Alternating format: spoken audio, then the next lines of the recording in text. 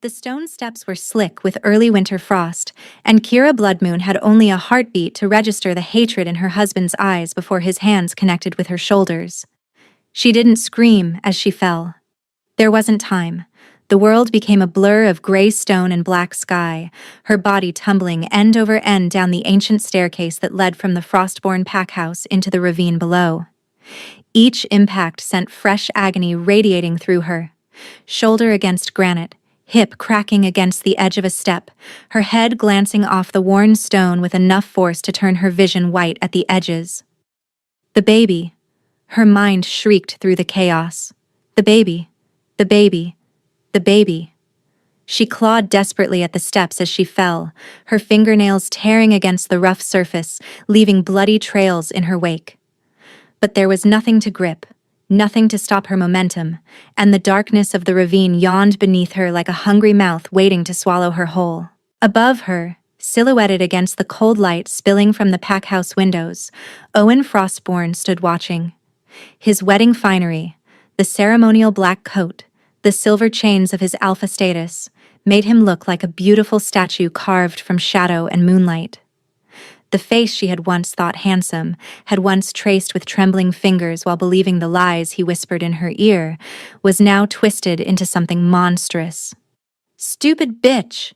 he called down after her, his voice carrying clearly in the frozen air. "Did you really think I would let you trap me with a whelp? That I would allow any child of mine to grow into a challenger?" Kira's body hit the small landing halfway down the stairs, and she felt something crack in her ribcage.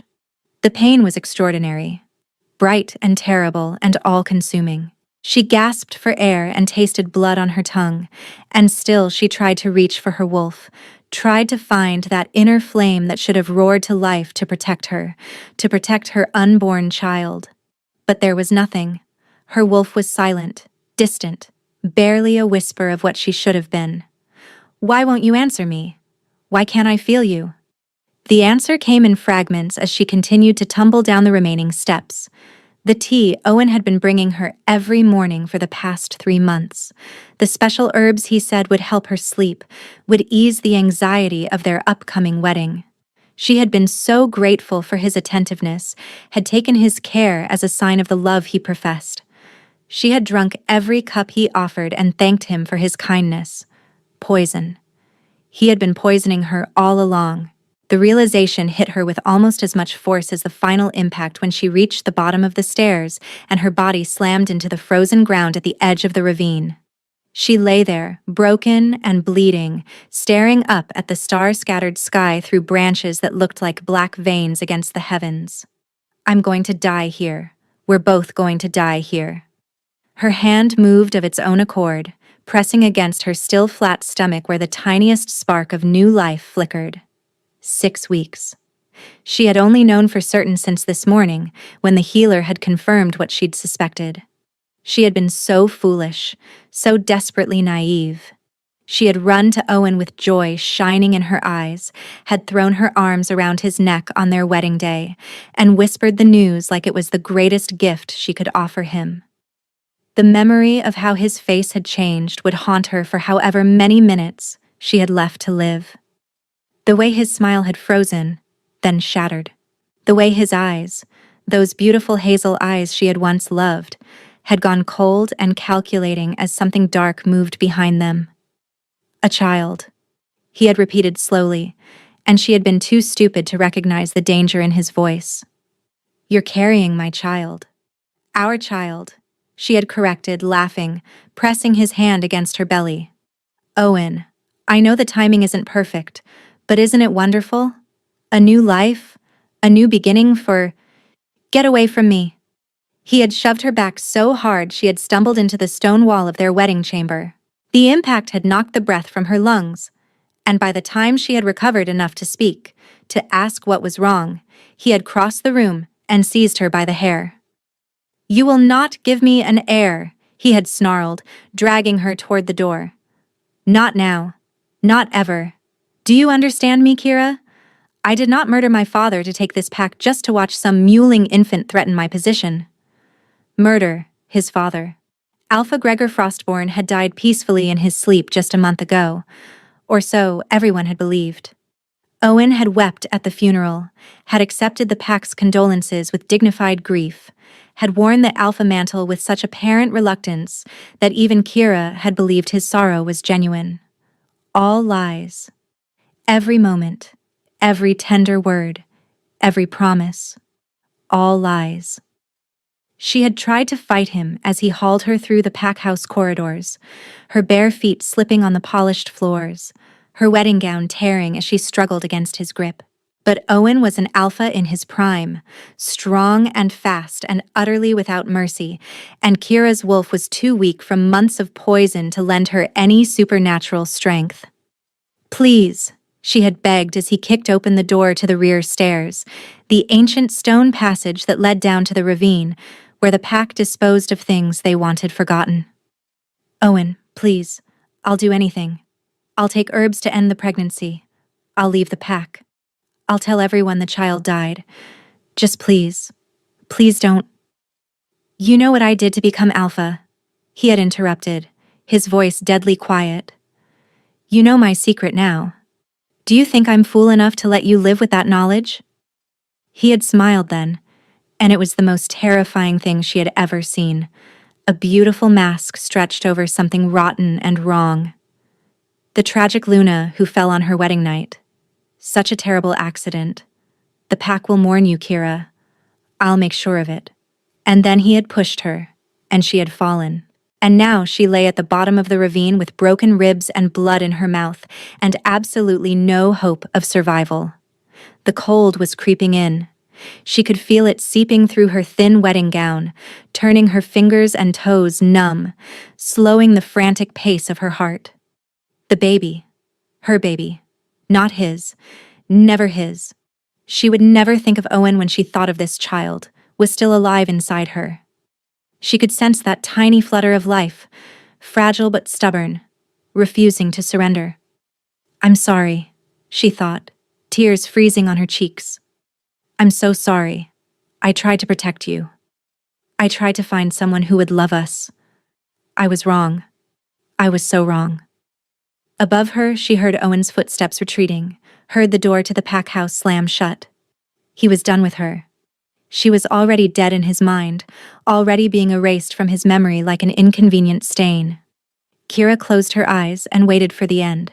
But the end didn't come. Instead, she heard a sound that made no sense, the crunch of boots on frozen earth, moving toward her rather than away.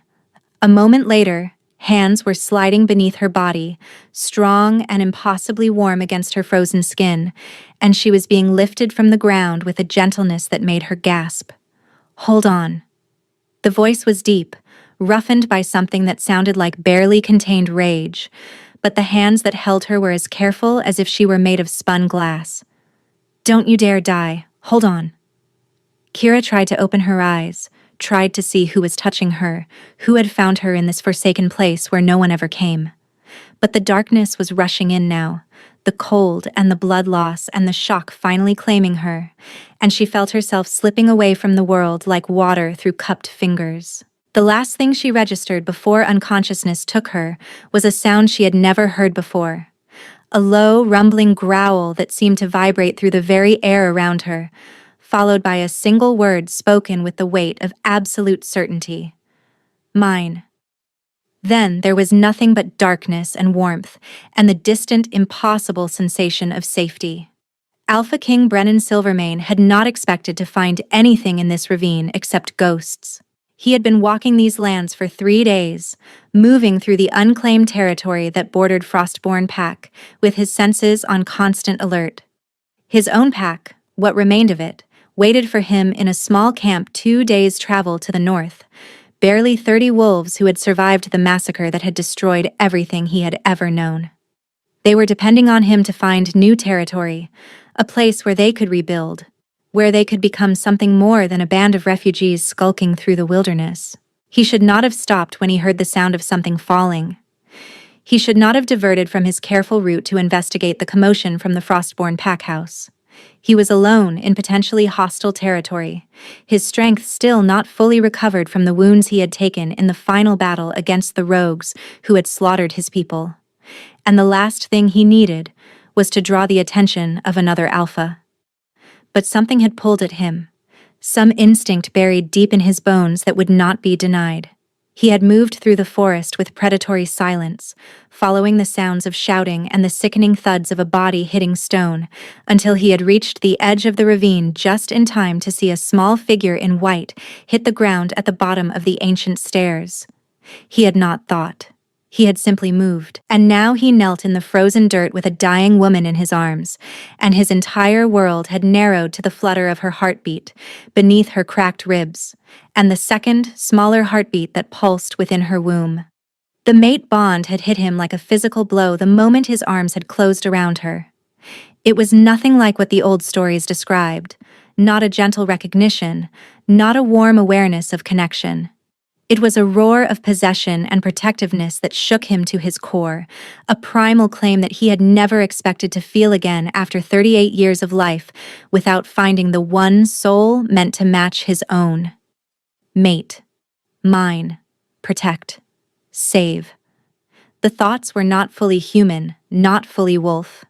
They came from somewhere deeper, somewhere more ancient. The place where instinct and magic intertwined into something that could not be denied. Brennan lifted his head and stared up at the packhouse windows, where warm light spilled out into the frozen night. Someone up there had done this. Someone had broken his mate, thrown her away like garbage, left her to die in the cold with his child still growing inside her. The growl that rose in his chest was a promise of blood and death, but he forced himself to swallow it down. Vengeance would come later. Right now, his mate needed him. He rose to his feet in one fluid motion, cradling her against his chest as if she weighed nothing. Her wedding gown was torn and stained with blood. Wedding gown. Something in him noted with terrible clarity, and the implications of that made his vision edge toward gold. And he could feel the wrongness in her body where bones had broken and organs had bruised. She should be dead. Anyone else would be dead. But there was something in her, some stubborn spark of will that refused to surrender, and it called to something equally stubborn in him. "You're going to live," he told her unconscious form as he began to move through the forest, carrying her toward the network of caves he had discovered during his scouting. "Do you hear me, mate? You're going to live, and your child is going to live, and whoever did this to you is going to pay with their life. I swear it on the bones of my ancestors." She couldn't hear him. He knew that. But he kept talking anyway, the words pouring out of him in a low, constant stream, promises and threats and vows that he would spend the rest of his life keeping, if only she would stay alive long enough to let him. The caves were 2 miles from the ravine, and by the time Brennan reached them, his mate's skin had gone terrifyingly pale, and her heartbeat had slowed to something that made his wolf howl with terror. He laid her down on his bedroll with exquisite care, then set about building a fire with hands that trembled despite his best efforts to steady them. When the flames were crackling and the cave was filling with warmth, he turned back to his mate and really looked at her for the first time. She was beautiful, even broken and bloody, even with bruises forming on her delicate features, and her long dark hair matted with dirt, and worse, she was the most beautiful thing he had ever seen. Small and slender, with features that suggested both strength and gentleness, she looked like something precious that had been carelessly shattered by someone who didn't understand her value. Brennan's hands curled into fists at his sides as he catalogued her injuries. 3 cracked ribs, possibly 4. A hairline fracture in her skull. Extensive bruising across her shoulders and back. And beneath all of it, threaded through her blood like spider silk, the unmistakable taint of wolfsbane, not enough to kill immediately, but enough to weaken her wolf over time, to sever the connection between human and beast that made their kind what they were. Someone had been systematically destroying her. Not just tonight, but for weeks, maybe months. The same someone who had pushed her down those stairs. The same someone who had stood watching as she fell, who had called her stupid bitch and spoken of murder and heirs and threats to his power. "I'm going to kill him," Brennan thought. And it was not a threat or a fantasy, but a simple statement of fact. I'm going to find whoever did this, and I'm going to tear out his throat, and I'm going to let her watch while the light leaves his eyes. But that was for later. Right now, his mate needed him. Brennan settled beside her, close enough to share his body heat, but not close enough to jostle her broken ribs. He dipped a cloth in the water skin he carried and began to carefully clean the blood from her face. His touch as gentle as if he were handling the most delicate glass. With each stroke, he murmured to her, nonsense words of comfort and promises of safety, the sounds meaning more than the actual meaning, letting his voice and his presence wrap around her like a second blanket. "You're safe now," he told her as he worked. "No one is going to hurt you again. You're mine, and I protect what's mine, and I will burn down every pack house in this territory before I let anyone lay a hand on you." She didn't respond. But as the night wore on and the fire burned low, and Brennan kept his endless vigil, he could have sworn her breathing grew a little easier, a little steadier, a little more like she was choosing to survive. Kira woke to warmth.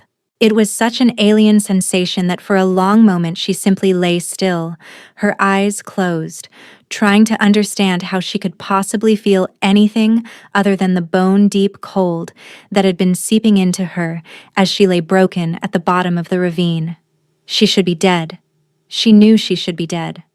Owen had made certain of it, had watched her fall with those cold, calculating eyes that she had once mistaken for love. But she wasn't dead. She was warm, impossibly warm, and there was something else. A warmth spreading through her like honey in sunlight, thick and achingly sweet.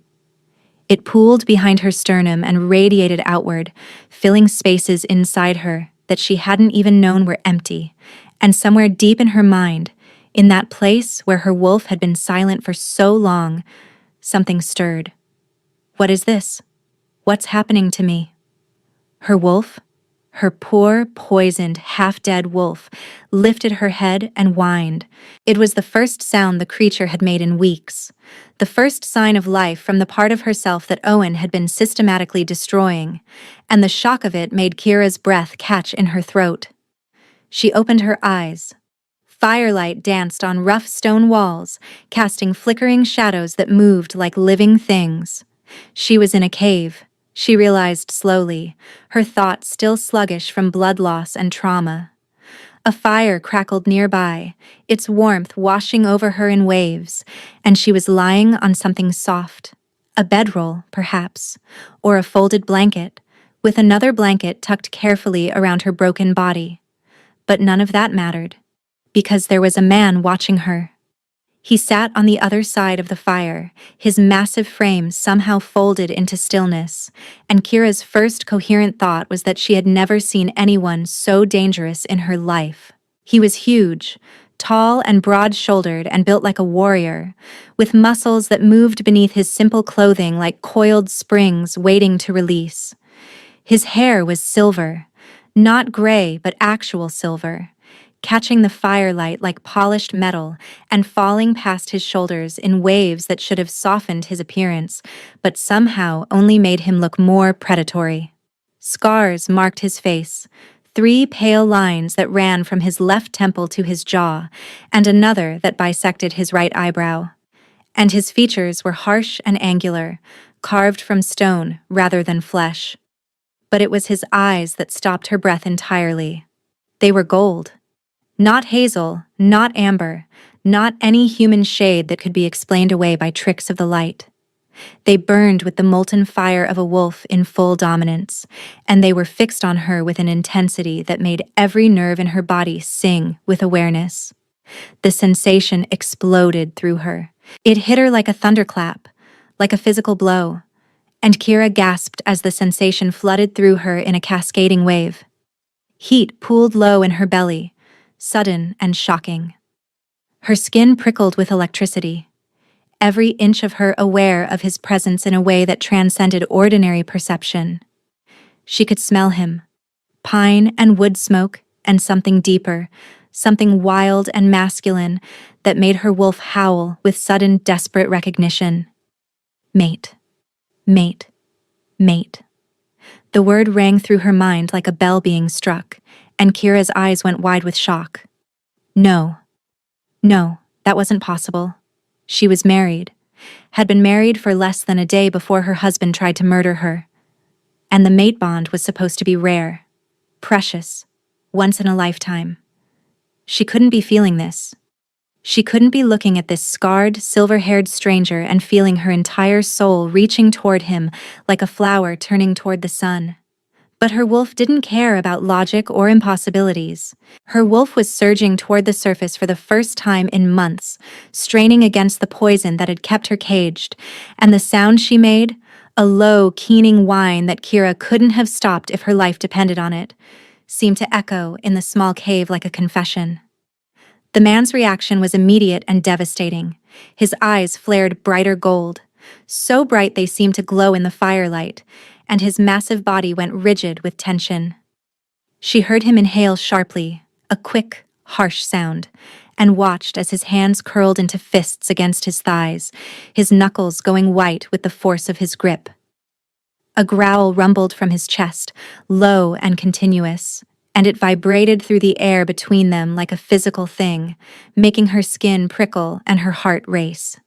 "Mate," he said, and the word came out rough, wrenched from somewhere deep inside him like prayer and curse combined. "You're awake." Kira opened her mouth to respond, but no sound came out. She was drowning in sensation, in the overwhelming awareness of him that pulsed through every fiber of her being. She could feel his emotions pressing against her consciousness, shock and wonder and fierce, terrible hope. And beneath it all, a protectiveness so absolute it took her breath away. He feels it too. He feels the bond. Terror crashed through her like a wave of ice water, cutting through the warmth and the wonder and the impossible rightness of what she was feeling. The last alpha she had trusted had thrown her down a flight of stairs. The last man who had claimed to care for her had been poisoning her for months, had murdered his own father for power, had tried to kill her and her unborn child, rather than allow them to threaten his position.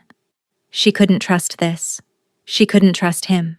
No matter what her wolf was screaming, no matter how every cell in her body seemed to be reaching toward this stranger, she had learned her lesson in blood and broken bones. "Don't," she whispered, and her voice came out cracked and hoarse, barely audible. "Please don't." The man went completely still. For a long moment they simply stared at each other, his golden eyes locked with her dark ones, the fire crackling between them, the mate bond humming in the air like a living thing. Kira could see the war playing out across his scarred features, the struggle between instinct and intention, and she waited for him to move, to reach for her, to assert the claim that his wolf was so clearly demanding, but he didn't. Instead, slowly, deliberately, he raised his hands and held them palm out where she could see them. The gesture was universal. "I mean no harm," and the fact that this massive, dangerous alpha was making it for her sent an unexpected ache through her. "I'm not going to hurt you," he said, his voice still rough but more controlled now, as if he was forcing each word through a filter before it left his mouth. "I know what you've been through. I can smell the poison in your blood and the fear on your skin. I know someone hurt you. Someone who should have protected you." His jaw tightened, and she saw something murderous flash in his golden eyes before he banked it down again. "I'm not him. I will never be him. And I will not touch you until you ask me to." Kira stared at him, her heart pounding so hard she was certain he could hear it. No alpha had ever spoken to her like that. No man in power had ever looked at her the way this stranger was looking at her now, like she was something precious and breakable, like her consent mattered more than his desire, like the bond burning between them was something to be earned rather than claimed. "Who are you?" she managed finally, and her voice sounded like a stranger's, thin and trembling. "Brennan Silvermane," he answered, and the name struck a chord of recognition in her memory. The Alpha King, the wolf without a pack. She had heard stories, whispered tales of the massacre that had destroyed the Silvermane kingdom, of the rogues who had swept through their lands like a plague, of the survivors who were said to be rebuilding somewhere in the unclaimed territories. I found you at the bottom of the ravine. You were dying. I brought you here to heal. The baby, Kira gasped, and her hand flew to her stomach, pressing against the flat plain where new life still flickered. Is the baby alive? The word was immediate, absolute, and the relief that flooded through her was so intense it made her dizzy. I can hear the heartbeat, strong and steady. Your child survived, Kira. She blinked. How do you know my name? You spoke it in your sleep, among other things. His eyes darkened, and that murderous rage flickered across his features again before he controlled it. You spoke of Owen, of what he did, of why he pushed you. Kira closed her eyes against the sudden sting of tears. She didn't want to cry in front of this stranger, didn't want to show any more weakness than she already had, but the memory of Owen's hands on her shoulders, of the hatred in his eyes as he sent her tumbling into darkness, was too fresh and too terrible to contain. He killed his father, she heard herself whisper. He murdered the old alpha to take the pack, and he poisoned me for months to weaken my wolf so I couldn't fight back. And when I told him I was pregnant, Her voice broke, and she pressed her hands against her face, trying to hold herself together by force of will alone. Kira. Her name on his lips made her tremble. Look at me. She didn't want to. She wanted to curl into a ball and disappear, to let the darkness take her, to stop feeling anything at all. But something in his voice, some quiet command that had nothing to do with alpha dominance and everything to do with simple, honest entreaty, made her lower her hands and meet his golden gaze once more. I cannot undo what was done to you, Brennan said, and each word was weighted with a gravity that seemed to settle into her bones. I cannot take back the pain or the fear or the betrayal, but I can promise you this. As long as I draw breath, no one will ever hurt you again. You are my mate, my fated one, and I would rather tear out my own heart than see you harmed. The sincerity in his voice was overwhelming. She could feel it through the bond that pulsed between them, could sense the truth of his words in the very marrow of her being. He meant it, every syllable. He would die before he let anyone touch her. And that terrified her more than anything Owen had ever done, because she wanted to believe him. She wanted to trust him. She wanted to lean into the warmth of the mate bond and let it carry her somewhere safe, somewhere she would never have to be afraid again, but wanting had never gotten her anything but pain. I can't, she said, and watched something shatter in his golden eyes. I'm sorry. I can't do this. I don't even know you and my wolf. She's been quiet for so long, and now she won't stop wanting you, and Kira. He hadn't moved, hadn't reached for her, hadn't done anything except hold perfectly still while she spiraled. Breathe. She realized she had been hyperventilating. The cave seemed to spin around her, the firelight blurring at the edges, and she gasped for air that didn't seem to fill her lungs no matter how hard she tried. Match my breathing, Brennan said, his voice calm and steady and impossibly soothing. In through the nose, out through the mouth. That's it. Again and again. Slowly, by focusing on the deep rhythm of his breath, Kira managed to bring herself back from the edge of panic. Her heart rate slowed. The spinning stopped. And when she opened her eyes again, she found Brennan exactly where he had been before. Across the fire from her, his hands still raised in surrender, his golden eyes filled with patient concern. I'm not asking you to trust me, he said quietly. Trust must be earned, and you have every reason to be afraid of the men who claim power over you. But I am asking you to let me help you heal, to let me keep you safe while you recover. After that, he paused, and she saw him swallow hard against something that looked like grief. After that, you can decide what you want. If you choose to reject the bond, I will let you go. It will not be easy, for either of us, but I will not hold you against your will. You have my word. Kira stared at him for a long moment, searching his scarred features for any sign of deception. She found nothing but raw, aching honesty, and beneath it, a loneliness so profound it made her heart clench in recognition. He had lost his pack, his kingdom, everyone he had ever loved. And now the fates had given him a mate who flinched at his very presence, who looked at him with fear instead of welcome, who could not bring herself to accept the bond that every wolf dreamed of finding. She thought of what it would cost him to let her go, to sever the mate bond, to spend the rest of his life with that emptiness inside him, knowing that his fated one had chosen to walk away. And she felt a small, fragile thing inside her. Wary hope, perhaps, soften just a fraction. "Water," she said finally. "Please, my throat." He moved before she finished speaking, reaching for a water skin that sat beside his bedroll and crossing the distance between them in 2 careful strides.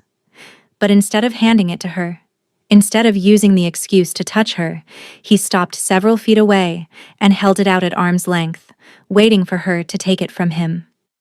Their fingers did not touch. He made certain of that.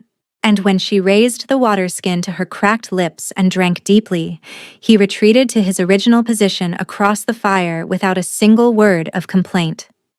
Kira lowered the water skin and looked at him, really looked at him, for the first time since she had woken. He was still the most dangerous thing she had ever seen. Still huge and scarred and vibrating with barely contained power. But there was something else there too. Something she hadn't noticed before. A gentleness in the way he held himself around her. A careful restraint in every movement, as if he was acutely aware of how easily he could frighten her, and was doing everything in his power to appear non-threatening. It shouldn't have mattered. It shouldn't have made any difference at all. But somehow, impossibly, it did. "The cave is warm," she said, and it wasn't what she meant to say at all. Brennan's lips twitched. Not quite a smile, but something close. "I built the fire high. Your body temperature was dangerously low when I brought you here." "How long?" "Through the night. It's morning now. You should rest more." "I don't." She tried to push herself up, and immediately gasped as her broken ribs screamed in protest. The world grayed at the edges, and she would have collapsed back against the bedroll if Brennan hadn't. But no, he hadn't moved. He was still sitting across the fire, his hands curled into fists, his entire body rigid with the effort of holding himself in place. She could see how desperately he wanted to go to her, to help her, to ease her pain. The bond between them was screaming at him to comfort his mate, and he was ignoring it. For her sake. Because she had asked him not to touch her. "I'm fine," she managed, even though she very clearly wasn't. "You're hurt," he corrected, his voice strained. "Your ribs are broken. Your skull is fractured. You've lost blood, and you're fighting poison that's been building in your system for months." He paused, and his golden eyes met hers with devastating intensity. "You are not fine, Kira. But you will be. I'm going to make sure of it." She didn't know what to say to that. She didn't know how to process the absolute certainty in his voice, the conviction that radiated from every word. So she simply closed her eyes and lay back against the bedroll, letting the warmth of the fire and the steady presence of the mate she didn't know how to want wash over her like a tide. For 3 days, Brennan carried her. They traveled north, away from Frostborn territory, and toward whatever small camp of survivors waited for him. He carried her because she could not walk, her broken body unable to support her weight, and he held her with such exquisite care that she sometimes forgot to be afraid of his strength. Each night he made camp in whatever sheltered spot he could find, a stand of dense pines, a rocky overhang, once an abandoned hunter's cabin that smelled of dust and forgotten things. And each night, without fail, he performed the same ritual. He built her a fire. He laid out his bedroll for her and covered her with both blankets, while he sat guard in nothing but his shirt and leather trousers. He positioned himself between her and the forest, his massive frame a wall against whatever dangers might lurk in the darkness. And he did not touch her. Not once. Not even when she cried out from nightmares. Not even when her shaking became so violent that she thought she might fly apart from the force of it.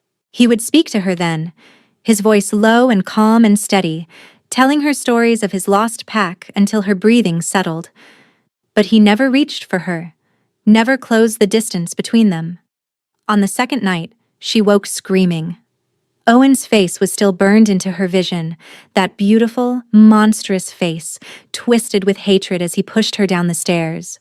She could feel herself falling again, could hear the crack of her bones against stone, could taste blood on her tongue, and feel the cold of the ravine seeping into her skin.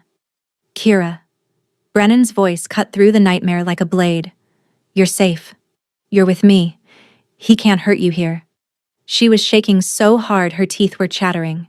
The fire had burned low, casting more shadows than light, and for one terrible moment she couldn't tell where she was, couldn't separate past from present, dream from reality. Tell me something, she gasped, her hands clutching the blanket like a lifeline. Tell me. Anything. Please. I can't make it stop. He didn't hesitate. He simply began to speak. My mother was not a wolf, he said, his rough voice wrapping around her like a physical thing. She was human, a healer from a village at the edge of our territory. My father found her tending to wounded travelers on the road. Bandits had attacked the caravan, and she was the only one who had stayed to help the survivors. He said later that he knew she was his mate before he even saw her face. Just from the way she moved. The way she refused to leave anyone behind. Kira's breathing began to slow. She focused on his voice, letting it anchor her, pulling her back from the edge of the abyss. She was terrified of him at first, Brennan continued, and there was something distant in his tone, something almost wistful. He was an alpha king, massive, powerful, covered in blood from the rogues he'd killed to protect the caravan. She thought he was going to eat her. She actually threw a healing poultice in his face and tried to run. Despite everything, Kira felt a tiny spark of something that might have been amusement. What happened? He chased her. Caught her, of course. She was human. She didn't stand a chance. And then he sat her down and told her exactly what she was to him, what they were to each other. And he gave her a choice. Brennan's golden eyes met hers across the dying fire. He told her that the bond was there, whether she wanted it or not. But that acting on it, claiming it, that was her decision. He would court her properly. He would give her time to know him, to trust him. And if, at the end of that time, she still didn't want him, his voice caught slightly, he would let her go. Kira was barely breathing. The nightmare had faded to nothing, replaced by this story, this glimpse into who this man was before tragedy had scarred him. What did she choose? Brennan's lips curved into something that was almost a smile. She made him wait for 2 years. 2 years of bringing her flowers, of learning her healing craft so he could help her work, of building her a cottage at the edge of the village so she didn't have to live in the pack house before she was ready. 2 years of proving himself worthy of her trust. The smile faded, replaced by something older and more painful. He used to say those were the best 2 years of his life, because every day he had to earn her. Every day he had to choose to be patient, to be gentle, to be the man she deserved. And when she finally let him mark her, he stopped, swallowed hard. He said it was worth every moment of waiting. Silence fell between them, broken only by the crackle of the dying fire. Kira lay there in the darkness, her hand pressed against her belly where her baby's heart still beat, and felt another piece of her armor fall away. Your father sounds like a good man, she whispered finally. He was. The words were heavy with grief. They both were. They died together. When the rogues came, fighting side by side to protect what remained of the pack. My mother. His voice broke. She wasn't a fighter. She was a healer. But she picked up a sword and stood beside him, and she took 3 of them with her before. He stopped. Couldn't continue.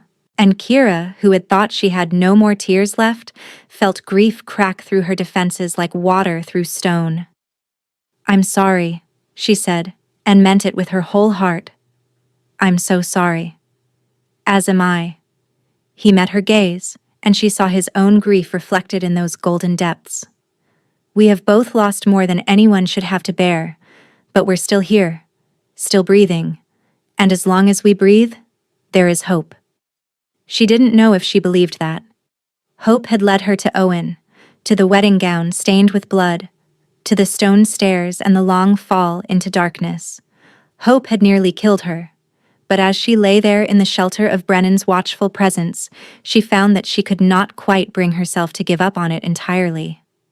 By the third day, her ribs had begun to knit. The mate bond, pulsing constantly between them, seemed to be accelerating her healing in ways that should have been impossible. She could feel it working on her, feel the warmth spreading through her body wherever the bond touched, burning away the poison in her blood, mending the damage that Owen had done.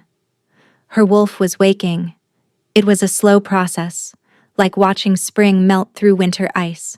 Each hour brought a little more strength, a little more awareness, until she could feel the creature inside her stirring restlessly, impatient to be free. The wolf wanted Brennan, wanted to run to him, to press against him, to bury her nose in his pine and smoke scent and never leave his side. Kira kept her clamped down firmly. She wasn't ready. She didn't know if she would ever be ready, but she couldn't deny that something was changing in her. Something fundamental. Something that had nothing to do with her wolf's instincts and everything to do with the man who carried her so carefully through the forest. He never complained about her weight, never showed any sign of fatigue, despite the fact that he hadn't slept more than a few hours in 3 days. He walked with steady, tireless purpose, and when she asked him where they were going, he simply said, "Home." They reached the Silvermane camp on the evening of the third day. It was smaller than she had expected. A collection of rough shelters clustered around a central fire pit, barely 30 wolves moving through the clearing with the wary alertness of refugees who had not yet learned to feel safe. But there was something else there, too. Something she could see in the way they straightened when they caught sight of Brennan, the way hope flickered to life in eyes that had known too much despair. They loved him. These wolves who had lost everything, who had followed him out of the ashes of their destroyed kingdom, they loved him with a fierce, unwavering devotion that made Kira's breath catch in her throat. Alpha. A man approached them, tall and lean with dark hair and a cruel twist to his mouth. He moved with the arrogance of high rank, and Kira felt her wolf bristle instinctively as his gaze swept over her. "You've returned, and I see you've brought company." The way he said company made it clear exactly what he thought of her. His eyes lingered on her torn wedding gown, on the bruises visible on her skin, on the obvious swell of her belly that wasn't there, but that he seemed to imagine anyway. "Beta Marcus," Brennan said, and his voice had gone cold in a way Kira hadn't heard before. "Mind your tone." "I mean no offense, Alpha." But the sneer was still there, barely hidden behind a mask of deference.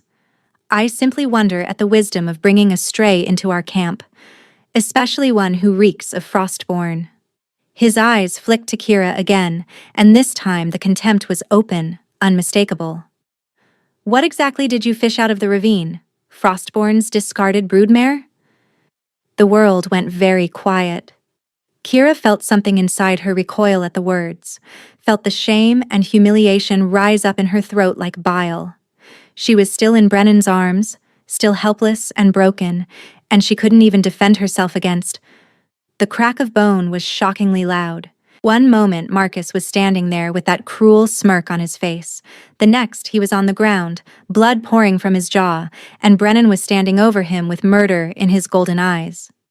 "Let me be absolutely clear," Brennan said, and his voice carried across the entire camp, carried to every wolf who had frozen in place, every pair of eyes now fixed on their alpha with shock and fear and dawning understanding. "This woman is under my protection. Any wolf who disrespects her challenges me directly. Any wolf who so much as looks at her wrong will answer to my claws." He reached down and hauled Marcus up by the throat, lifting the taller man off his feet as if he weighed nothing at all. Marcus choked, his hands scrabbling at Brennan's iron grip, and Kira saw genuine terror in his eyes.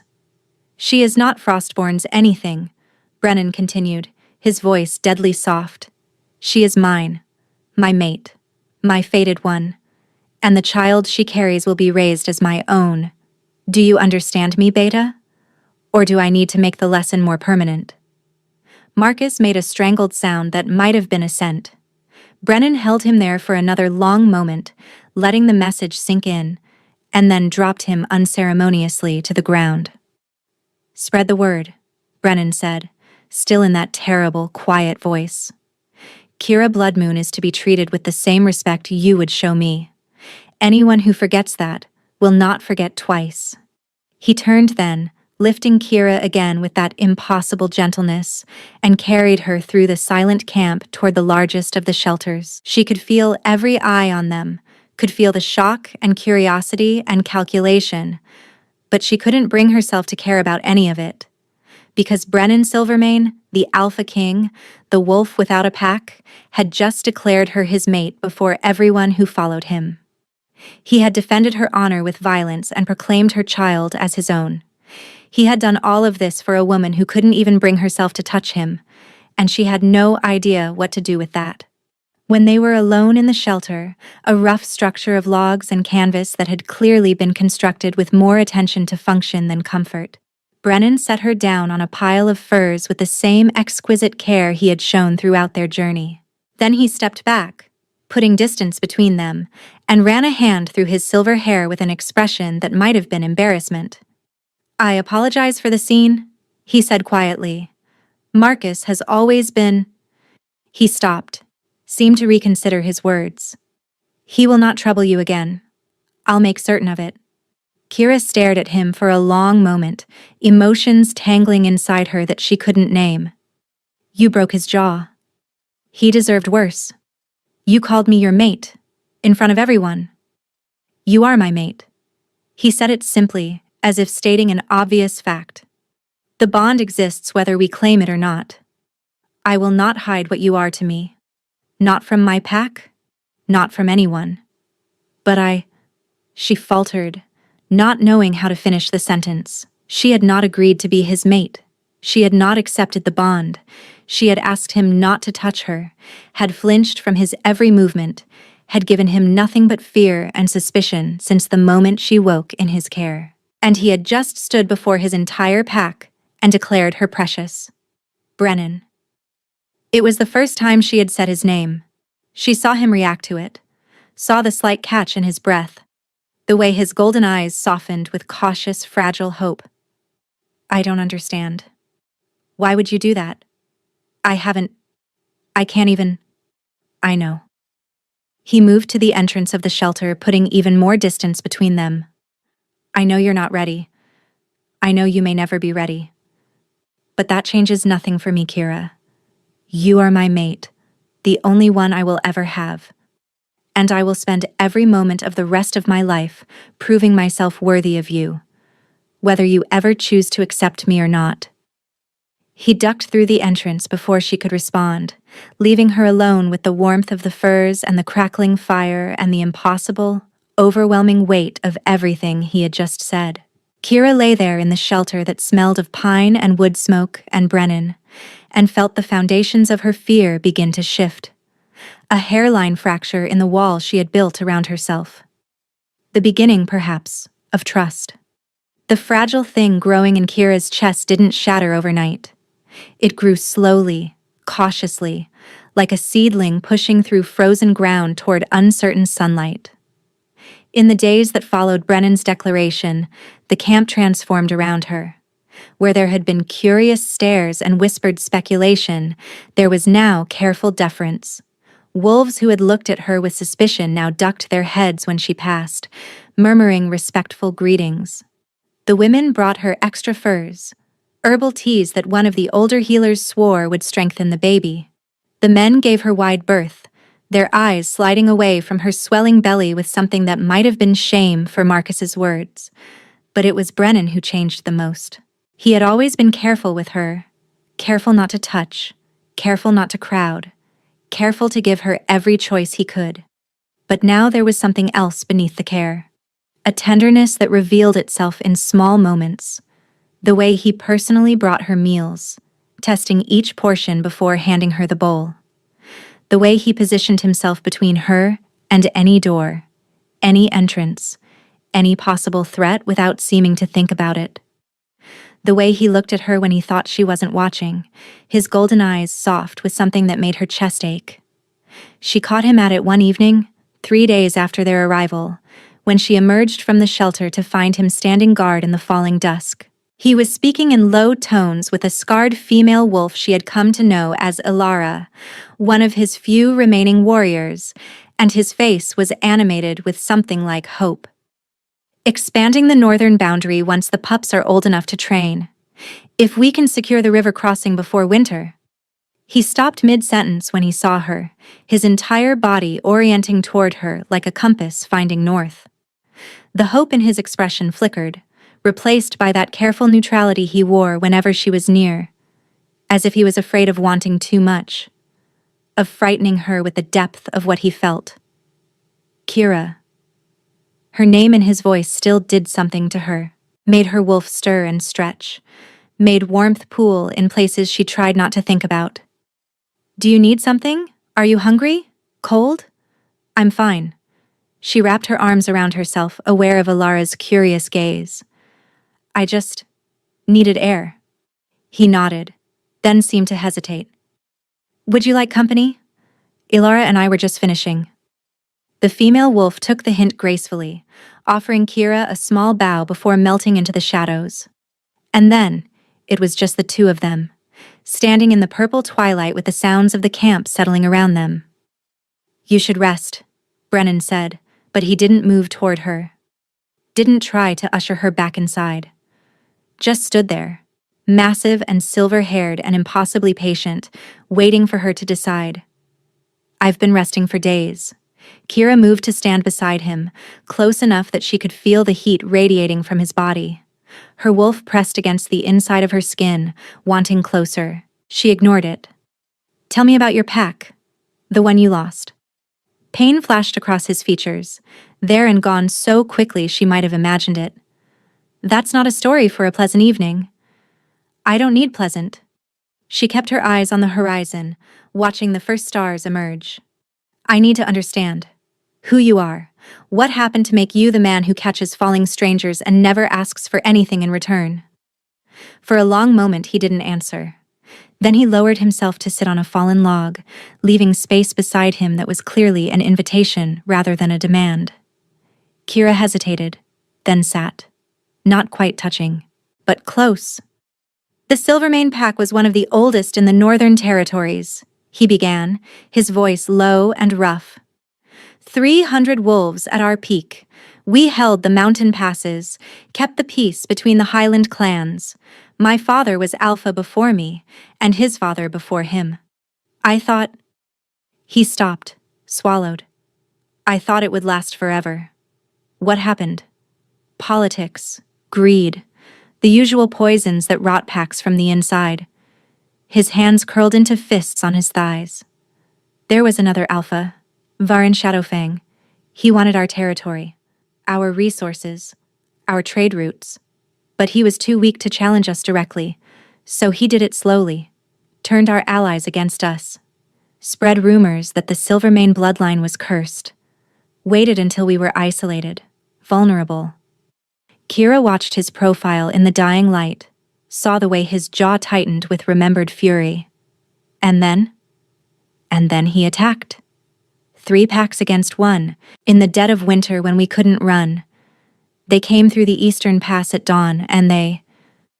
His voice cracked. He breathed through it, steady and slow, the way she had learned to breathe through her own pain. They didn't just defeat us, they slaughtered us.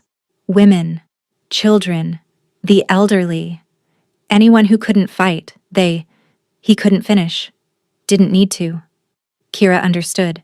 She had her own nightmares of violence, her own scars that didn't show on the surface. The 30 wolves here? she said quietly. They're all that's left. All that's left. He laughed, but there was no humor in it. The survivors of the Silvermane pack. The ones who were away hunting when the attack came. The ones who made it to the passes before Vorin's wolves could catch them. He turned to look at her, and his eyes were bright with unshed tears. I was supposed to protect them. I was their alpha, and I failed. You saved who you could. Not enough. Never enough. She didn't know what possessed her to do it. Some instinct that bypassed the fear, that recognized a wound too deep to be left untended. She reached out and placed her hand over his fist, feeling the tension in his muscles, the warmth of his skin. He went absolutely still. Kira's heart was pounding, her wolf howling with approval, but she didn't pull away. She let her hand rest there, feeling him tremble beneath her touch like she was something precious and fragile that might shatter if he moved wrong. You're still fighting, she said softly. Still building, still protecting. That's not failure, Brennan. That's survival. He didn't speak. Couldn't. Maybe. But slowly, so slowly, he turned his hand beneath hers until their palms pressed together. His fingers threaded through hers with exquisite care, like he expected her to bolt at any second. She didn't bolt. They sat there in the darkness, hand in hand, while the camp quieted around them and the stars wheeled overhead.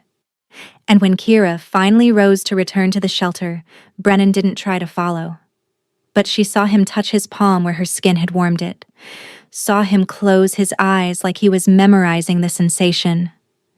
She dreamed that night of running through moonlit forests, a great silver wolf at her side. The messenger arrived 3 days later. Kira was sitting by the central fire, carefully braiding strips of leather for new boot laces, a task one of the older women had taught her, saying idle hands made for troubled minds, when she heard the commotion at the edge of the camp. Shouts, then growls, then the unmistakable sound of Brennan's voice cutting through the noise like a blade. She rose, one hand instinctively going to her belly, and made her way toward the gathering crowd. Her wolf was restless, hackles raised, and she felt the bond in her chest pull tight with warning. By the time she reached the source of the disturbance, a ring of Silvermane wolves had formed around a stranger. He was young, barely more than a pup, with a shock of dark hair and wild eyes. He wore the colors of the Frostborn pack. Kira's blood turned to ice. Demands the return of his mate, the messenger was saying, his voice cracking with fear as Brennan loomed over him. Alpha Owen claims she was abducted, that she belongs to Frostborn pack by right of marriage. He gives you 3 days to return her, or what? Brennan's voice was the sound of distant thunder, low and full of warning. The messenger swallowed hard. Or he will come with the full force of 3 allied packs to take her back. And he will burn your camp to the ground as punishment for your interference. Silence fell over the gathered wolves. Kira felt eyes turn to her, felt the weight of their stares, and for a moment she couldn't breathe. Owen was coming. Owen knew where she was. Owen was going to drag her back to that stone staircase and finish what he started. No.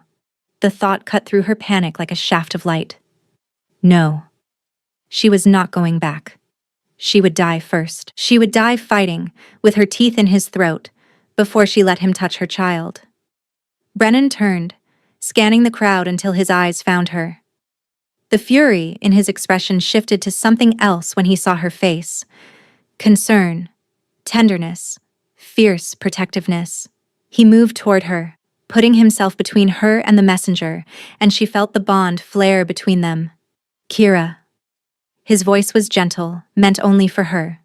Go back to the shelter. I'll handle this. No. The words surprised both of them. She stepped forward, around him, and faced the trembling messenger with her chin raised.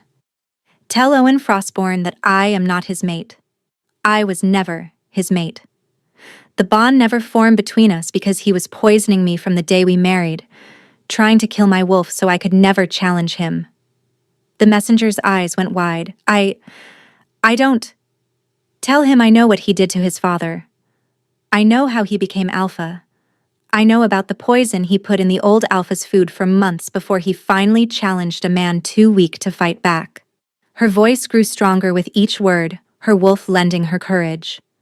Tell him that if he comes here, I will tell every wolf in every pack the truth about what he is.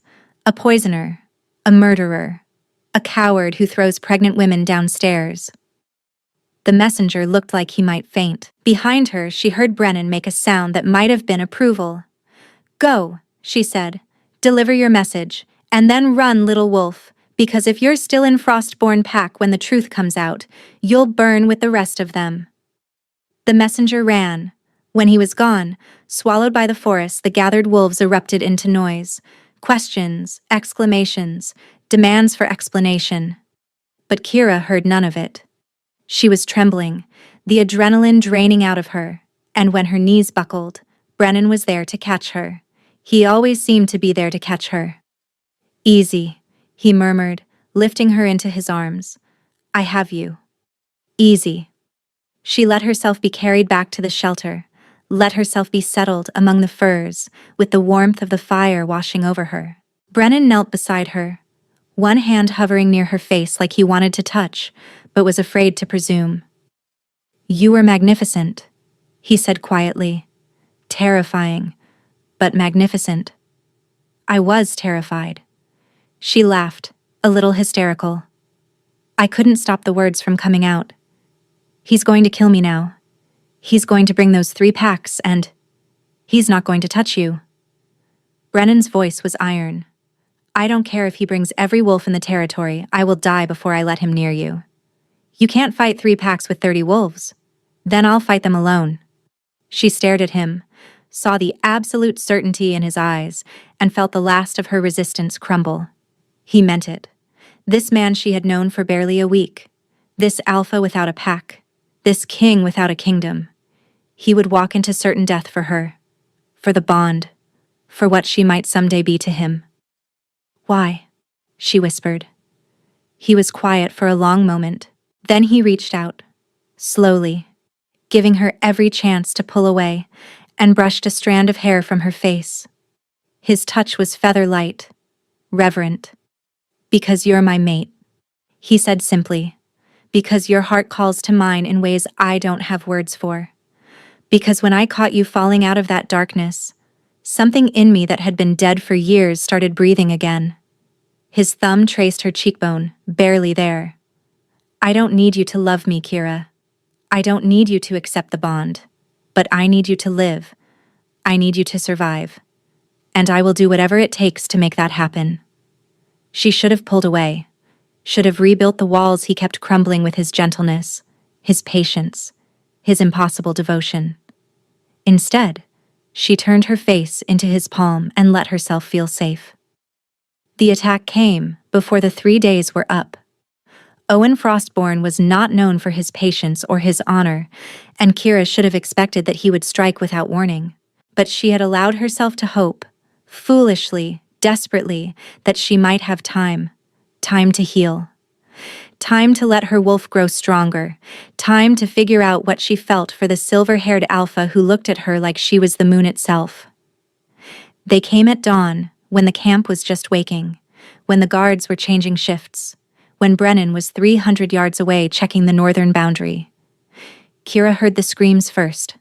High, terrified, cut short. Then the howls, dozens of them, rising from the forest like a tide of sound that crashed over the camp and left chaos in its wake. She stumbled out of the shelter to find wolves everywhere. Frostborn wolves, their dark fur matted with the blood of centuries, pouring through the gaps in the camp's defenses. Silvermane wolves shifting mid-stride, throwing themselves at the attackers with the desperation of those who have nothing left to lose. And in the center of it all, striding through the carnage with a smile on his face, was Owen. He was exactly as she remembered him, tall and dark-haired, handsome in a way that had once made her heart flutter, cruel in a way that had made her learn to flinch. He wore his human form like a weapon, and his eyes swept the chaos until they found her. There you are, wife. His voice carried over the sounds of battle, sweet and reasonable and terrible. I've come to take you home. Kira's wolf surged against her skin, snarling, straining, desperate to shift. Her healing had progressed remarkably, the bones mended, the bruises faded, the poison nearly purged. But nearly was not completely. She could feel her wolf clawing at the barrier that still separated them, could feel the shift tantalizingly close but not quite within reach. Not yet. Not when she needed it most. No. No. She would not be helpless. Not again. Not when Brennan's people were bleeding for her. Not when everything she might have been was being ripped away before she could claim it. She ran. Not away. Toward the shelter where she knew Brennan kept his weapons. Toward the knife she had seen him sharpen by firelight, the one he had told her was hers if she ever wanted it. Toward anything that might give her a chance. Owen laughed behind her, the sound of a predator amused by prey. "Run, little wolf. It makes this more fun." She burst into the shelter, grabbed the knife from its place by the fire, and spun around just as Owen's massive form filled the doorway. He was still smiling, still confident, still certain that she was nothing more than the weak, broken woman he had thrown down those stairs. "Put that down before you hurt yourself," he said, taking a step closer. "You know you can't fight me. You've never been able to fight me." Kira's hand trembled on the hilt. Her wolf howled with rage, but her body remembered the pain, the fear, the helplessness. Remembered how many times she had tried to resist and failed. "I'm not going back." Her voice cracked. "I'll die first." "That can be arranged." Owen's smile twisted into something ugly. "But first, you're going to tell me what you told that messenger. You're going to take back every word. And then we'll discuss whether I let you live long enough to give birth to that bastard in your belly before I kill you both." He lunged. Kira raised the knife, bracing herself, knowing she was too slow, too weak, knowing this was how it ended. And a silver blur exploded through the side of the shelter and slammed into Owen with the force of an avalanche. Brennan, in his massive wolf form, his fur the color of moonlight, his eyes blazing gold with killing fury. He and Owen went down in a tangle of teeth and claws, and the sounds they made were not human or wolf, but something primal and terrible. Kira pressed herself against the far wall, the knife still clutched in her shaking hand, and watched the two alphas fight for her life. Outside, the sounds of battle were changing. More Silvermane howls, fewer Frostborn. Someone was shouting orders, and she thought she recognized Alara's voice. But she couldn't look away from the shelter entrance, couldn't think of anything except Brennan's massive form and the blood that was beginning to stain his silver fur. Owen was fighting dirty, as he always did, feinting and retreating, looking for weakness, waiting for his moment. And Brennan was slower than he should have been, still recovering from the wounds of his pack's destruction, still carrying the weight of too many losses. When Owen's jaws closed on Brennan's foreleg and she heard the sickening crack of bone, Kira screamed. Brennan went down, and Owen was on him instantly, teeth at his throat, ready to tear. And Kira moved. She didn't think, didn't plan. Just threw herself at the dark wolf with the knife extended, burying the blade to the hilt in his shoulder. Owen howled, releasing Brennan, spinning to face this new threat. His eyes found Kira, and they were full of such rage, such hatred, that she knew she had signed her death warrant. "You," he snarled, shifting to human form with the knife still protruding from his flesh. "You dare." Brennan rose behind him, broken leg dragging, and his massive jaws closed on Owen's throat from behind. The Frostborn Alpha had time for one more expression of surprise before the Silver King tore his throat out.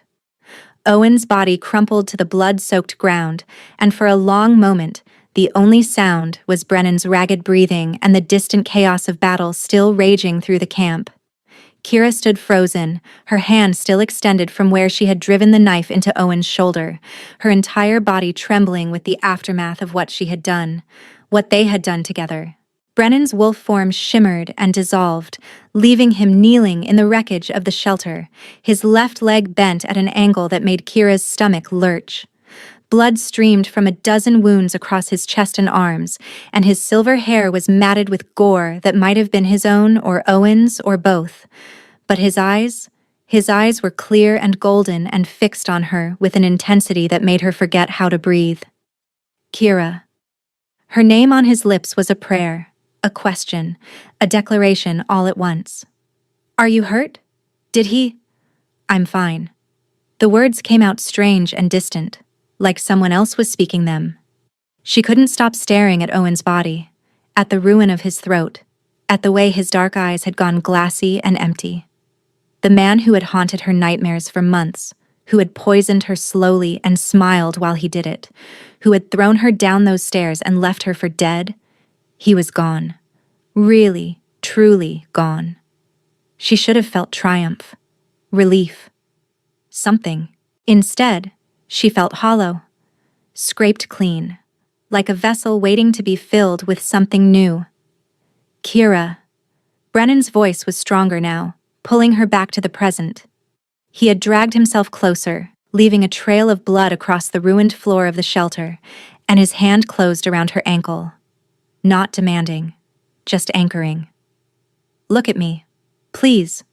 She tore her gaze from Owen's corpse and met Brennan's eyes, and felt her heart lurch with fierce, protective love. He was so pale beneath the blood, so obviously in agony from his shattered leg, but he wasn't looking at his own wounds.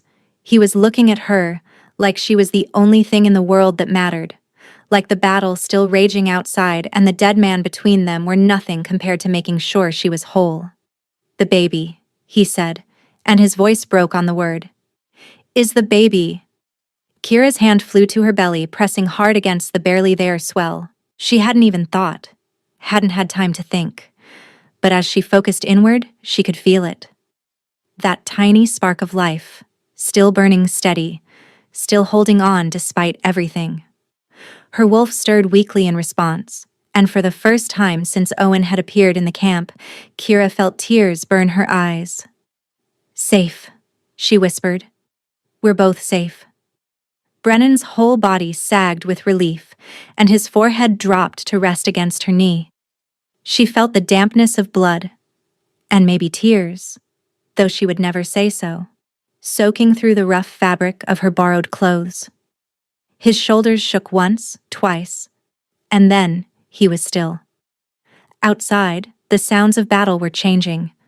More howls of triumph than screams of pain, more Silvermane voices than Frostborn. Kira could hear Alara shouting orders, her voice carrying over the chaos with the authority of someone who had been forged in war and refused to break. We need to get you to a healer, Kira said, the practical concern cutting through her shock. Your leg. We'll wait.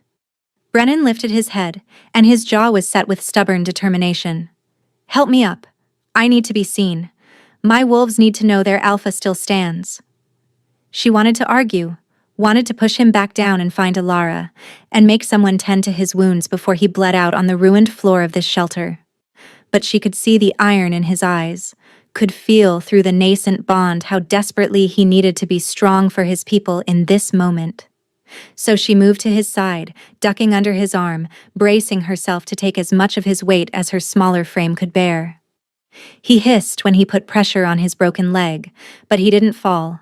He leaned into her, his arm wrapped around her shoulders, and together they stepped out into the aftermath of battle. The camp was chaos. Bodies lay scattered across the trampled ground, most of them wearing the darker colors of Frostborn, she noted with grim satisfaction. Near the eastern perimeter, she spotted Beta Marcus's crumpled form, his throat torn out by what looked like multiple attackers. Even in death, his face wore that cruel sneer. Silvermane wolves moved among the fallen, checking for survivors, securing prisoners, helping their own wounded. The air smelled of blood and smoke, and the sharp ozone tang of expended power. Later, she would learn what had happened, how Kira's words to the messenger had spread like wildfire through the Frostborn ranks, how whispers of Owen's patricide had reached the allied packs before the attack even began. Half of Owen's reinforcements had turned back at the border, unwilling to die for a murderer and a poisoner. Others had switched sides mid-battle when they saw their alpha's true nature revealed. When the nearest wolves saw Brennan emerge from the shelter, a ragged cheer went up. It spread through the camp like wildfire, wolves lifting their voices in triumph, in relief, in the primal celebration of victory won against impossible odds. And when they saw Kira at his side, supporting him, covered in Owen's blood with her chin held high, the cheers grew louder. Alara appeared at their side, her face streaked with blood and soot, her amber eyes blazing with fierce joy. She took in Brennan's condition with a healer's quick assessment and immediately ducked under his other arm, helping to bear his weight. "The Frostborn Alpha?" she asked, already knowing the answer from the look in Kira's eyes. "Dead," Brennan said. "By my mate's blade and my teeth." The word mate rang through the air like a bell, resonating through the bond that hummed between them like a living thing. She hadn't heard him say it since those first days in the cave, hadn't dared to hope he still meant it after everything she had put him through. But the way he said it now, with pride, with certainty, with the kind of possessive tenderness that made her wolf keen with longing, left no room for doubt. "Then it's over," Alara breathed. "It's really over." "Not yet." Brennan's voice was stronger now, fueled by the energy of his people's triumph. "There are still Frostborn wolves who need to choose, submit or die, and my wounds need tending before I finish what we started here tonight." The next hours passed in a blur of activity that Kira would later remember only in fragments. She stayed by Brennan's side as Alara set his leg, holding his hand while he bit back screams of agony, refusing to leave even when he told her she needed rest. She watched as the surviving Frostborn wolves were brought before him in chains, some defiant, some terrified, most simply exhausted and confused about what they were supposed to do now that their alpha was dead.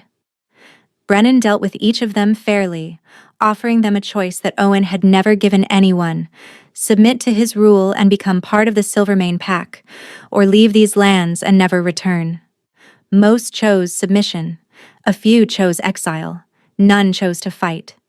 When the last of them had been processed and the camp had settled into something approaching calm, Kira finally allowed herself to collapse onto the pallet in Brennan's tent. The tent they had given her when she first arrived, which was now surrounded by guards and treated like the residence of a queen. She was dimly aware of Alara pressing food and water into her hands, of the older woman checking her pulse and the baby's health and declaring them both miraculously unharmed. And then she slept, deep and dreamless, for the first time since Owen had thrown her down those stairs. She woke to warmth, not the warmth of blankets or fire, but the warmth of another body pressed against her back, a heavy arm draped over her waist, breath stirring the hair at the nape of her neck. She knew that scent, pine and wood smoke, and something wild and purely Brennan. Her wolf stirred lazily, content in a way that Kira had never felt before. "You're awake." His voice was a low rumble against her shoulder, thick with sleep and something else. Something that made heat pool low in her belly despite everything that had happened. "How long was I out?" "Almost a full day." His arm tightened around her, pulling her closer. "You needed it. Alara said your body is still purging the last of the poison, and the baby—" His voice cracked slightly. "The baby is strong. A fighter. Like her mother." Her. Kira felt tears prick her eyes.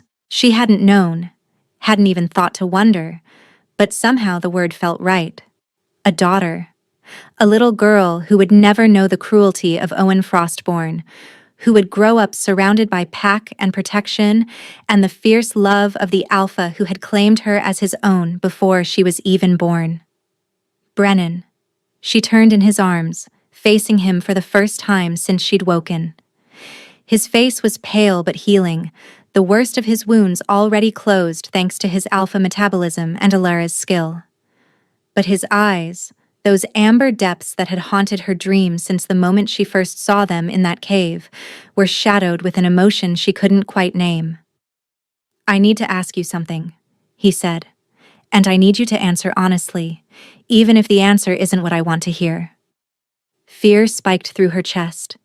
After everything they had been through, after everything he had done for her, was he going to send her away? Had she been wrong about what she felt through the bond, wrong about what she saw in his eyes when he looked at her?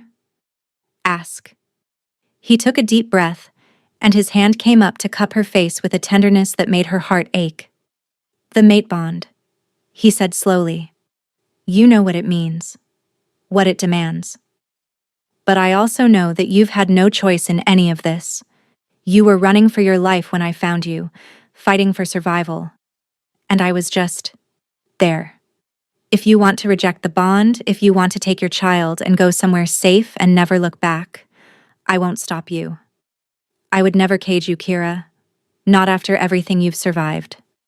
She stared at him, speechless. He was giving her a choice. After claiming her publicly, after killing for her, after declaring before his entire pack that her child would be raised as his, he was offering to let her go. Her wolf snarled at the very suggestion, clawing at her insides with an urgency that bordered on pain. But it wasn't her wolf's reaction that mattered. It was hers. Her choice. Her decision. She thought about Owen, and the way he had never once asked what she wanted. Thought about her childhood pack, who had traded her away like currency. Thought about every moment of her life when her wishes had been irrelevant, her needs unimportant, her voice silenced before she could even speak. And then she thought about Brennan, building her a separate fire, telling her stories until she could breathe again, breaking a man's jaw for speaking ill of her, saying she was never yours with such conviction that she had almost believed it. She thought about the way he looked at her, like she was precious, like she was powerful, like she was worthy of every ounce of devotion he had to give. "You're not a cage," she whispered. "You're home." The sound that escaped him was somewhere between a growl and a sob. He crushed her against his chest, burying his face in her hair, and she could feel his whole body shaking with the force of his emotion. The mate bond surged between them, bright and warm and overwhelming, and Kira pressed herself closer, breathing him in, letting herself want this, letting herself have this. "Mate," he said against her temple, and the word was reverent now. Sacred. "My mate." Not yet. The words came out stronger than she expected, and she felt him still against her. "Not officially. The bond isn't complete." He pulled back just enough to meet her eyes, and she saw understanding dawn in his expression. His gaze dropped to the juncture of her neck and shoulder, the place where a claiming bite would mark her as his for all the world to see. When he looked back up, his eyes were blazing gold, and his voice was rough with desire and barely leashed restraint. "Are you sure? We don't have to. Not tonight. Not until you're ready." "I've never been more sure of anything." She reached up and traced the scar that ran down his cheek, the old wound that spoke of battles survived and losses endured.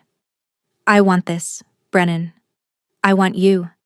I want our daughter to be born to parents who have claimed each other fully, who belong to each other in every way that matters."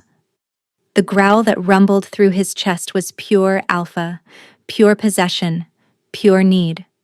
But his hands were gentle as they cradled her face, as he tilted her head back and lowered his mouth to hover just above hers. "Tell me if you want to stop," he breathed against her lips. "At any moment, for any reason." "I won't." She closed the distance between them, and the kiss was everything she had never dared to dream, tender and fierce, desperate and patient. His mouth moved against hers with a reverence that made her eyes sting, and when his tongue swept across her lower lip, she opened for him without hesitation. The mate bond sang between them, urging them closer, demanding completion. She could feel his desire through the link, feel how much he wanted her, how long he had been holding himself back. But she could also feel his fear of hurting her, of overwhelming her, of moving too fast after everything she had endured at Owen's hands. She broke the kiss just long enough to pull back and meet his eyes. "I'm not afraid of you. I could never be afraid of you." Something shifted in his expression. The last traces of restraint crumbled, and he rolled them so she was beneath him, his massive frame caging her against the pallet but never crushing, never trapping. He was everywhere. His scent, his warmth, the electric awareness of his skin against hers, and Kira arched into him, craving more. He kissed his way down her jaw, her throat, and she felt the moment his lips found the pulse point at the base of her neck. His breath came hot and ragged against her skin, and she felt the brush of his teeth. Not biting, not yet, just testing, claiming. "Here," he murmured against her throat. "This is where I'll mark you, where everyone will see that you're mine." "Yes." The word was a plea and a promise. "Please, Brennan." His teeth sank into her flesh. The pain was sharp and bright, a lightning strike that arced through her entire body. She cried out, her back bowing off the pallet, her fingers digging into his shoulders hard enough to draw blood. For one endless moment, there was nothing but the agony of it, the tearing, the claiming, the irrevocable claiming that could never be undone. And then, the pain transformed. Pleasure flooded through her in waves, cascading from the point of his bite to every nerve ending in her body. She felt the bond rip open between them, felt herself pour into him, and him pour into her. His grief and his hope, and his fierce, overwhelming love crashing against her consciousness like a tidal wave. She saw flashes of his memories, a pack destroyed, flames against the night sky, the faces of wolves he had failed to save. She felt his loneliness, the years of isolation, the moment he had caught her falling body and known with absolute certainty that she was his purpose, his reason, his everything. And she felt his future, their future, stretching out before them like a promise. Children and pack, and the kind of love that songs were written about, the kind of love that changed the world. "Mine," he growled against her throat, his tongue soothing the wound even as his teeth held fast. "You're mine, Kira. Forever. Yours." The word tore out of her on a sob. "Always yours." He released her slowly, reverently, and when he lifted his head, his eyes burned like twin suns, blazing with the power of the completed bond. The bite mark on her throat throbbed with a warm, steady pulse that matched her heartbeat. That matched his heartbeat, she realized. They were connected now in a way that could never be severed. But they weren't done yet.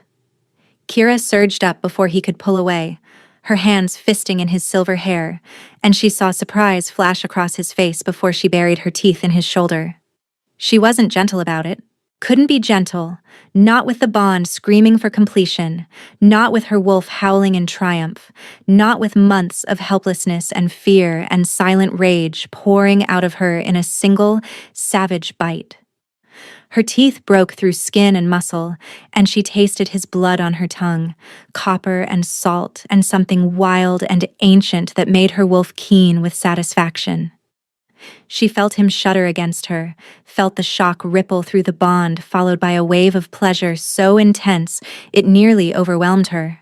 His arms came around her, crushing her against his chest, and the sound he made was not quite human, a growl and a moan, and her name all tangled together.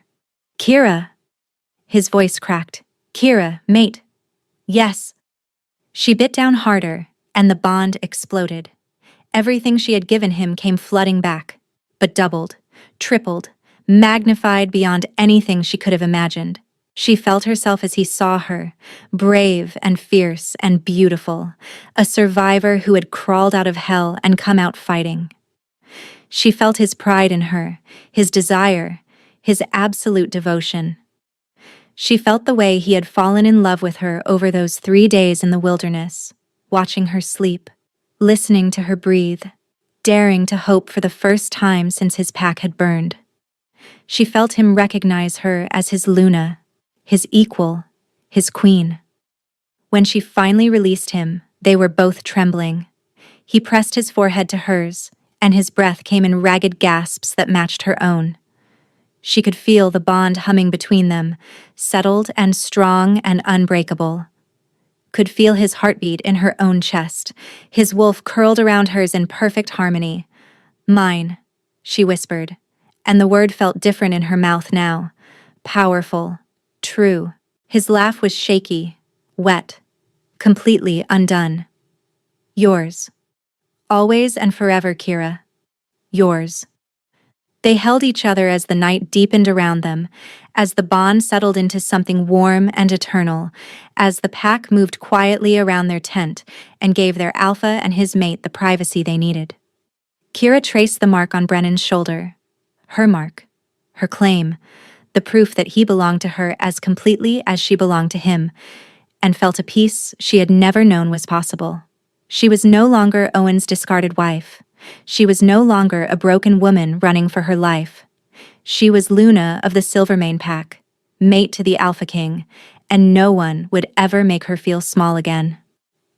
3 months later, Kira stood on the steps of what had once been the Frostborn pack house, watching as representatives from 6 different packs bent their knees before her mate. The alliance that Owen had built through fear and manipulation had crumbled with his death, and in its place, something new was rising, a coalition based on respect, on mutual protection, on the strength of wolves who chose to stand together rather than tear each other apart. Brennan stood beside her, tall and silver-haired and scarred, his hand resting possessively on the swell of her belly. Their daughter kicked at the pressure, and Kira saw his lips curve into that soft smile that was reserved only for her and their child. When the ceremony was complete and the new alliance sealed, Alara appeared at Kira's side with a knowing look. "It's time," the healer said quietly. "She's coming."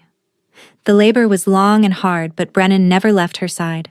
He held her hand through every contraction, whispered encouragement through every scream, and when their daughter finally entered the world with a cry that echoed through the pack house, he caught her with hands that trembled with reverence. "She's perfect," he breathed, cradling the tiny bundle against his scarred chest. The baby's hair was dark like Kira's, her features delicate and new. When her eyes finally opened, they were a soft gray blue that all newborns shared, too early to tell what color they would become. Our miracle, our perfect, impossible miracle. Alara had explained it to her weeks ago, when Kira had finally dared to ask about the child's origins. "The mate bond transforms everything it touches," the healer had said. "When you accepted Brennan fully, when you claimed each other, the bond recognized him as her father in the ways that matter. Not blood, perhaps, but something deeper. Something magic understands even if science cannot." Kira reached for them both, pulling her family close, and felt the bond pulse with so much joy that it nearly stopped her heart. This was what she had survived for.